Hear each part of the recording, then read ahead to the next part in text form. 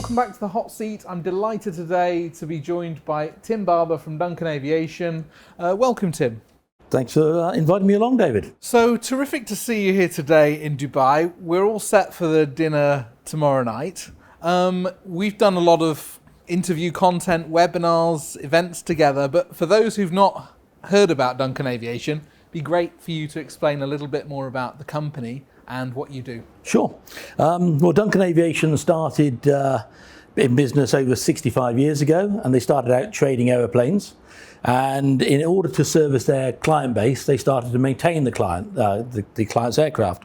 And these days, the maintenance side of our business is far, far greater than the aircraft sales and acquisitions.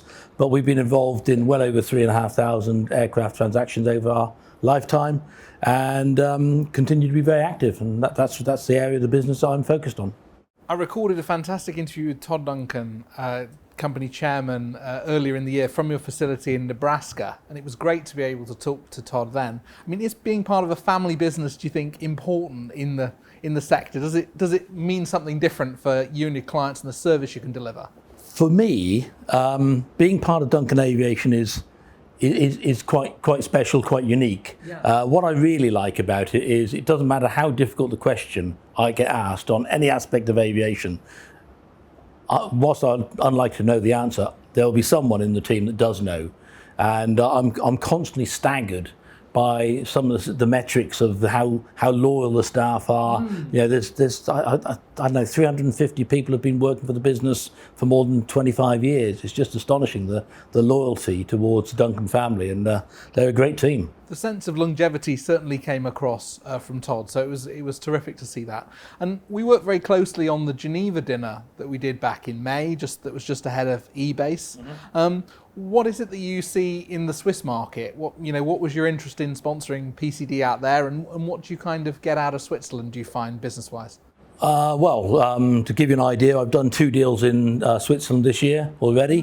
One was the acquisition of a G450 for a client, and the other one was the sale of a BBJ2 to a client, a sale on behalf of a client. So Switzerland is a very, very active market. The reason we were interested in sponsoring was quite simply it was the week before eBase, which is the biggest business aviation event in Europe.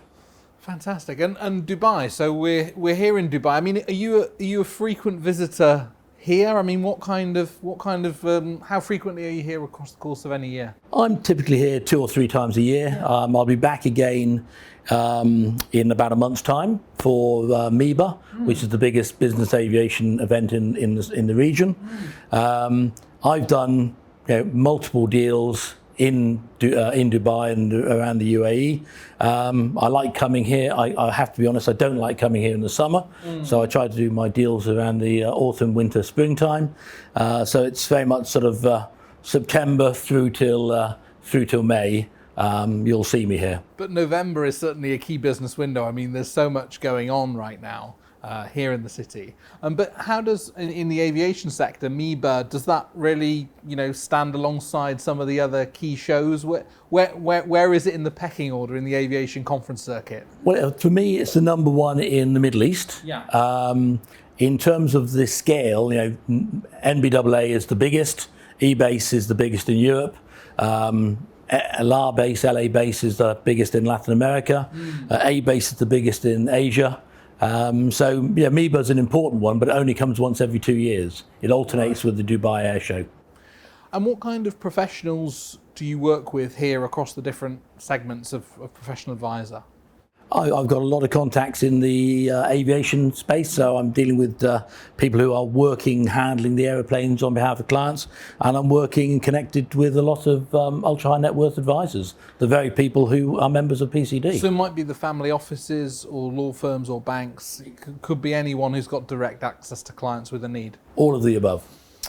And what are you seeing in terms of trends? Is there any market trends that you're observing that are client specific sort of demands that are maybe perhaps, we talked a lot through the pandemic about change in tastes and preferences. What are you observing now as we kind of put that in the rearview mirror, as it were, the last few years? We've had a crazy run over the past 12 months or so, with prices escalating, and we haven't seen prices going up for well over a decade. And there was a period back at the earliest part of the year where literally every week you'd hear of another extreme deal, which is hard to believe, but having been involved in a few of those, I knew damn well it was true and it's happening. It has slowed down a little bit.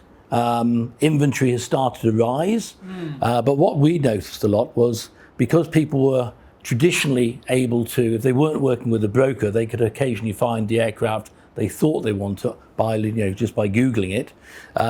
As the inventory fell, more and more people came to people like us to secure. So they sign an exclusive acquisition mandate with us, but invariably, not all, but a good number of those buyers are not overly happy with the pricing in the market. So they're holding, just waiting, watching, biding their time, so they don't feel they're buying at the top of the market. And you can provide some of that information to clients about what you think of current stock pricing. That's part of the value, I guess, of engaging you as a broker, is that market intelligence, long-term conversations with people, finding assets that you want to buy. Duncan Aviation, we've got over 2,500 people who are sort of touching aeroplanes every day. And so we're uniquely positioned to be able to find aircraft which aren't necessarily for sale, but we just reach out. When we have an acquisition mandate, we reach out to the specific aircraft owners, and some of them will come back and say, I'm happy to have a conversation. So we've got a lot of fingers on the pulse to keep an eye on the market. And what are some of the complexities getting deals over the line? I mean, I imagine financing is one at the moment, because interest rates are rising up, so people's calculations about what things will cost is changing. What might go wrong on a deal? I mean, presumably you're going to say anything and everything, but there's not enough hours in the day, and I know you've got another interview after this one, David. So I won't go into what could go wrong, but the deals are invariably complicated. Going back to your point about finance, the sellers at the moment generally are sport for choice. So if you come in with a good offer saying dependent, subject to finance, then the chances are they're going to go with someone else.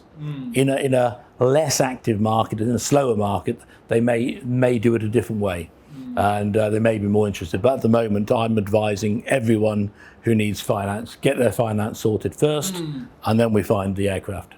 Okay, interesting. And do you work with trustees owning with aircraft structures, where they might have assets within that structure that need then to be sold, they're looking to buy something new? I mean, are you advising the fiduciary sector as well, or does the inquiry often come more from the client-led rather than from the professional? It can come from the family office, it can come from the corporate service provider, the SPV.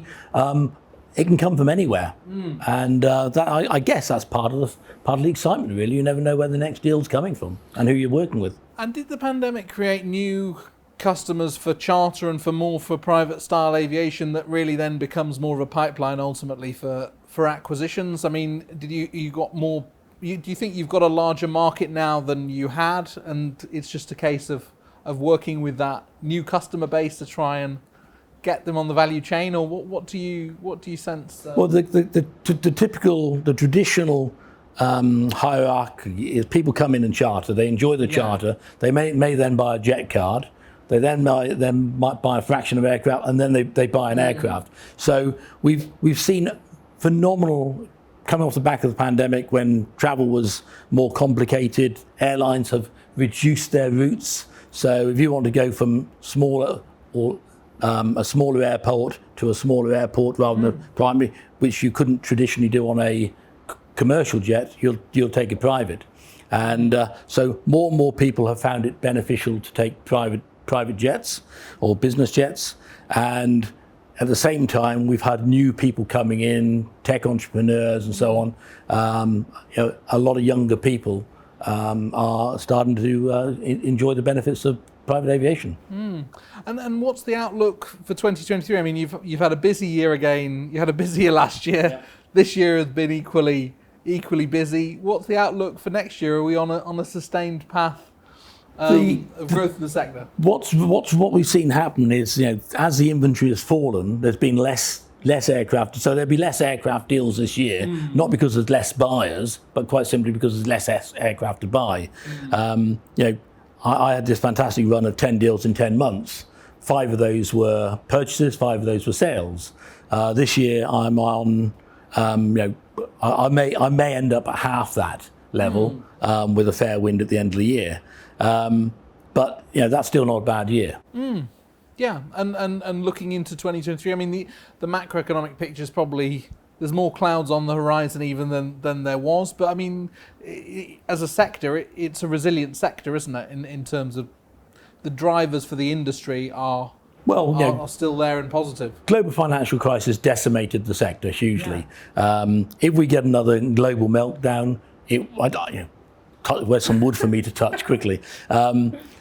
It's hard to envisage something, this is famous last words here, it's hard to envisage something as dramatic as what we saw with the global financial crisis. Equally, if war escalates in Russia and Ukraine, then that would have a massive impact. At the same time, if people feel exposed and vulnerable on a commercial aircraft, private jets benefit. And do you travel out to other countries of the GCC? Have you gone out to Saudi or to elsewhere, or is really Dubai is the sort of hub you come and meet people and do business? Or it tends to be UAE. I have worked with other Middle Eastern countries, but this is where I tend to come the most.